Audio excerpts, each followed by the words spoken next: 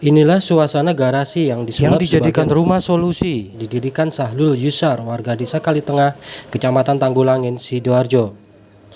Berawal dari keprihatinannya terhadap banyaknya warga di lingkungannya yang isolasi mandiri namun tidak mendapatkan solusi terkait penanganan gejala COVID-19. Pemuda ini pun kemudian mendirikan rumah solusi dengan melibatkan Karang Taruna dan relawan.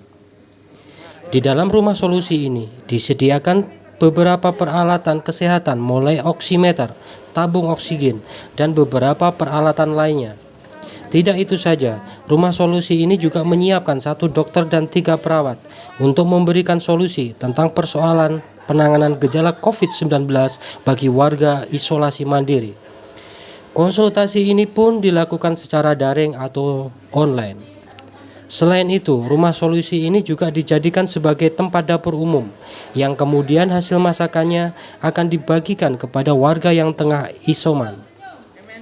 Dalam 1 hari, mereka memberikan nasi bungkus sebanyak 100 bungkus hanya saat waktu makan siang. Rencananya, rumah solusi akan dibuka hingga 2 minggu ke depan, hingga jumlah warga yang isoman menurun. Sedangkan sampai saat ini terdapat 200 warga yang tengah melakukan isolasi mandiri. Diharapkan dengan adanya rumah solusi ini dapat membantu dan meringankan berbagai persoalan warga di tengah pandemi COVID-19 dan dapat memutus mata rantai penyebaran COVID-19.